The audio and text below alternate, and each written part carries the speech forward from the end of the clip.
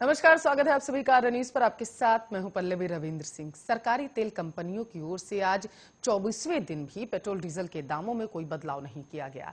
24वें दिन के बाद भी पेट्रोल डीजल के दामों में कोई बदलाव न होने से उपभोक्ताओं को काफी राहत मिल रही है। बीते 3 सप्ताह पहले आम आदमी को राहत देते हुए तेल के दामों में बड़ी गिरावट की गई थी। इससे पहले कई राज्यों में डीजल के दाम 100 रुपए से ऊपर पहुंच चुके थे। देश में रोजाना बढ़ते पेट्रोल डीजल के दाम आम आदमी की आमदनी पर असर डाल रहे थे। दिल्ली में पेट्रोल का दाम 103 रुपए 97 पैसे, जबकि डीजल का दाम 86 रुपए 67 पैसे प्रति लीटर है। मुंबई में पेट्रोल की कीमत 109 रुपए 98 पैसे प्रति लीटर, डीजल की कीमत 94 रुपए 14 पैसे प्रति लीटर के हिसाब से बेचा जा रहा। कलकत्ता में पेट्रोल का दाम 104 रुपए 67 पैसे प्रति लीटर, डीजल का दाम 89 रुपए 69 पैसे प्रति लीटर बिक रहा है। चेन्नई में भी पेट्रोल 101 रुपए 40 पैसे प्रति लीटर बेचा जा रहा है और डीजल की बात करें तो डीजल 91 रुपए 43 पैसे है।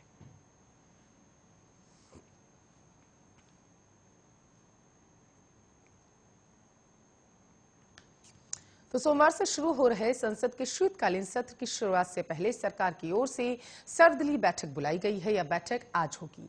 इस बैठक में प्रधानमंत्री नरेंद्र मोदी भी हिस्सा ले सकते हैं और इस बैठक में भाग लेने के लिए संसद के दोनों सदनों में सभी राजनीतिक दलों के सदन के नेताओं को आमंत्रित किया गया है। बैठक में पीएम मोदी के अलावा वरिष्ठ केंद्रीय मंत्री राजनाथ सिंह, केंद्रीय गृह मंत्री अमित शाह के साथ ही संसदीय कार्य मंत्री प्रहलाद जोशी भी सरकार की ओर से भाग लेंगे।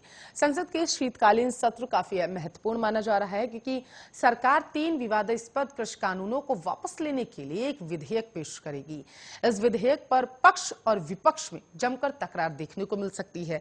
विपक्ष जहां इस कानून को वापस लेने के मामले पर सरकार को घेरने की कोशिशों में जुट चुका है, तो वहीं सरकार की ओर से ये कोशिश होगी कि विपक्ष की ओर से उठाए गए मुद्दों का संतुलित जवाब दिया जा सके। संसद के इस सत्र में विपक्ष पेगासस स्पाईवेयर से फोन टैपिंग के मुद्दे को भी उठा सकता है। राज्यसभा के सभापति एम वेंकैया नायडू ने रविवार शाम को संसद के उच्च सदन में राजनीतिक दलों के सदन के नेताओं की बैठक बुलाई। माना जा रहा है कि यह सत्र काफी हंगामेदार रह सकता है। विपक्ष की पूरी कोशिश है कि सरकार को बैकफुट पर रखा जाए। वहीं सरकार की ओर से विपक्षी चक्रव्यूह को तोड़ने के लिए तमाम रणनीतियां बनाई जा रही।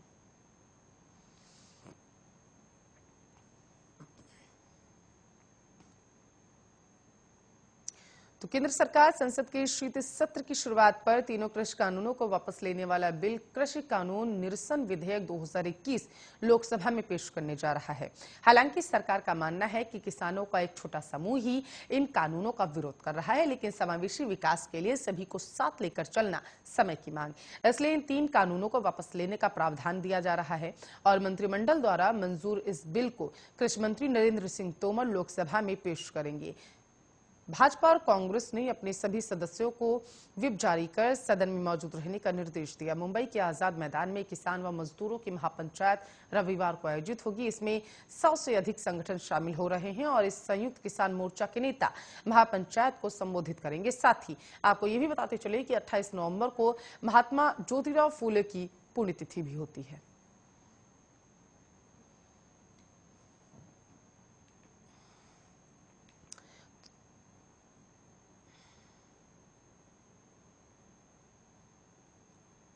तो आरएसएस प्रमुख मोहन भागवत ने कहा है कि हिंदू के बिना भारत नहीं और भारत के बिना हिंदू नहीं। उन्होंने ग्वालियर में एक कार्यक्रम के दौरान कहा कि भारत टूटा और पाकिस्तान हुआ क्योंकि हम इस भाव को भूल गए कि हम हिंदू हैं। वहां के मुसलमान भी भूल चुके हैं अब ये बात।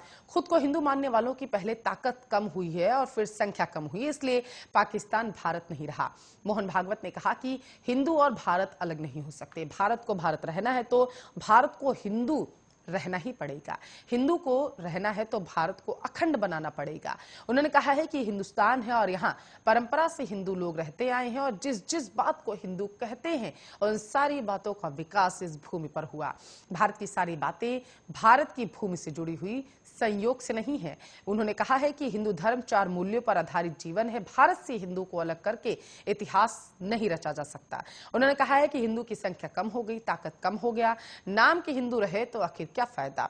सर्कस में हाथी फुटबॉल खेलता है लेकिन गोल्ड मेडल नहीं मिलता उसे। शेर सर्कस में राजा नहीं होता, जंगल में होता है।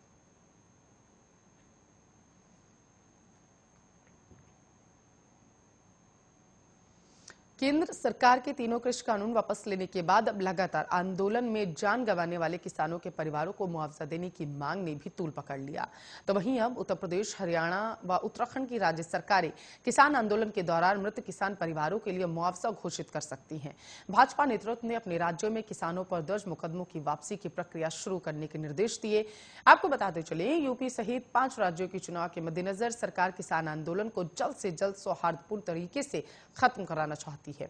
पराली जलाने को लेकर अपराध की श्रेणी से बाहर करने की घोषणा इसी दिशा में का एक कदम माना जा रहा है। हालांकि यह प्रस्ताव सरकार किसान संगठनों से वार्ता के दौरान कई बार दे चुकी है। सरकार की मुख्य चिंता आंदोलन के दौरान 700 से अधिक किसानों की विभिन्न कारणों से हुई मौत का मुद्दा है। सूत्रों के मुताबिक इसके हल के लिए भाजपा शासित राज्य अपनी ओर से मुआवजे की घोषणा कर सकते हैं।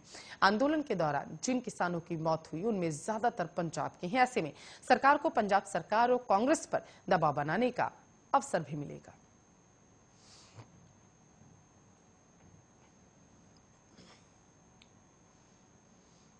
तो आलमनगर के राजकीय आश्रम पद्धति बालिका विद्यालय में शनिवार को घटिया खाना खाने से 15 छात्राएं बीमार हो गई हैं। पेट में दर्द, उल्टी और घबराहट की शिकायत पर छात्राओं को लोकबंधु अस्पताल में भर्ती कराया गया है और जिसके बाद नाराज विद्यालय की बाकी छात्राएं रात 10 बजे सड़क पर उतर आई थी। छात्राओं ने लगातार घटिया खाना दिए जाने का आरोप लगाते हुए बुद्धेश्वर चौराहा जाम कर दिया। छात्राएं प्रशासन के खिलाफ नारेबाजी कर रही थी। बताते चले कि आरोप था कि शिकायत के बावजूद घटिया व बासी खाना दिया जा रहा है। छात्राओं के प्रदर्शन की सूचना पर पुलिस और प्रशासन के अधिकारी मौके पर पहुंच गए। करीब 3 घंटे के मान मनोबल के बाद रात करीब 1:15 बजे छात्राओं ने धरना समाप्त किया। प्रदर्शन कर रही करीब 150 छात्राओं के समर्थन में ज्योतिबा राव फूले कॉलेज के छात्र भी आ गए। छात्राओं ने आरोप लगाया कि उन्हें 4 दिन से चावल व रोटी कच्ची दी जा रही थी। विद्यालय में शिक्षिकाओं व अन्य सभी से शिकायत की गई लेकिन उनकी सुनवाई नहीं हुई। शनिवार को भी रोज की तरह खाना गड़बड़ाया। रात में लगभग 9 बजे करीब 15 छात्राओं ने खाना खाया तो जी मचलाने, पेट में दर्द आदि की शिकायत उनके अंदर होने लगी।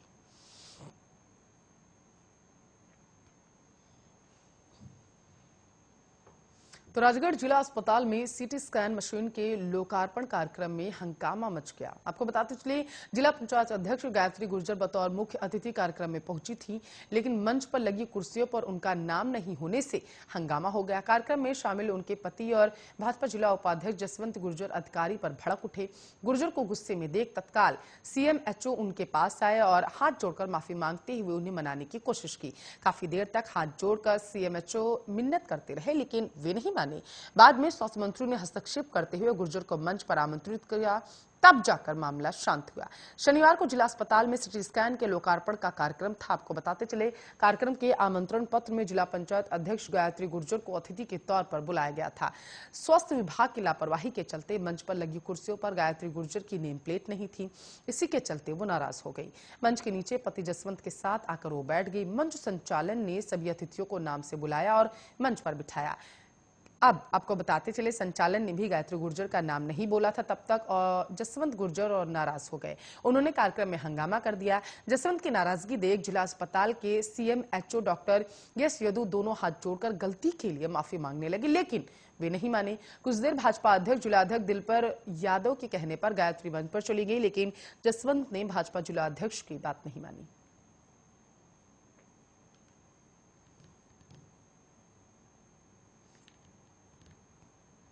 तो कोरोना वायरस के नए वेरिएंट ओमिक्रॉन ने दुनिया भर में हड़कंप मचा रखा है। भारत में भी इस वायरस के संक्रमण को रोकने के लिए हर मुमकिन कोशिश की जा रही है। इसी क्रम में हाल ही में दक्षिण अफ्रीका से आए, आपको बताते चले, 94 लोगों की कोरोना जांच की गई थी। इसमें से 2 लोग कोविड पॉजिटिव पाए गए। बताते चले कि वायरस के नए स्ट्रेन को विश्व स्वास्थ्य संगठन ने चिंता का प्रकार बताया है। वहीं नए स्ट्रेन का पता लगाने वाला देश दक्षिण अफ्रीका ने शनिवार को शिकायत दर्ज कराई और कहा कि ओमिक्रॉन स्ट्रेन का पता लगाने के लिए उसे सजा दी जा रही है। दरअसल दक्षिण अफ्रीका ने जब से इस वायरस के नए स्ट्रेन के बारे में बताया तब से ही कई देशों ने यहां से आने वाले यात्रियों पर प्रतिबंध लगा दिया। भारत सरकार ने भी इस स्ट्रेन के संक्रमण से बचने के लिए सतर्कता अपनाते हुए 12 देशों से आने वाले यात्रियों की एयरपोर्ट पर कोविड जांच को अनिवार्य कर दिया। साउथ अफ्रीका के विदेश मंत्रालय ने जारी एक बयान में कहा है कि कोरोना वायरस के ओमिक्रॉन संक्रमण के मामले बढ़ने के साथ ही दुनिया भर के देशों ने यहां यात्रा पर प्रतिबंध लगा दिया। यह एक पक्षपात की तरह है क्योंकि हमारे देश के अलग अलग अन्य देशों ने अलग वेरिएंट के बारे में बताया है उनकी प्रतिक्रियाएं जो हैं वो पूरी तरीके से अलग हैं। वहीं एहतियात के तौर पर अब अमेरिका में दक्षिण अफ्रीका सहित 8 देश जहां नए स्ट्रेन का संक्रमण फैल चुका है, वहां से हवाई यात्रा पर प्रतिबंध लगाने की तैयारियां की जा चुकी हैं। इस बीच दक्षिण अफ्रीका के बाद सीरेल और बेल्जियम ने घोषणा की कि उनके देश में ओमाइक्रोन के मामले सामने आ रहे हैं। विश्व स्वास्थ्य संगठन ने नए वेरिएंट ओमिक्रॉन के बढ़ रहे मामलों और संक्रमण की रफ्तार को लेकर चिंता जाहिर की। WHO ने कहा है कि नए वेरिएंट कोविड के दूसरे वेरिएंट से कहीं ज्यादा तेजी से फैलने वाला हो सकता है।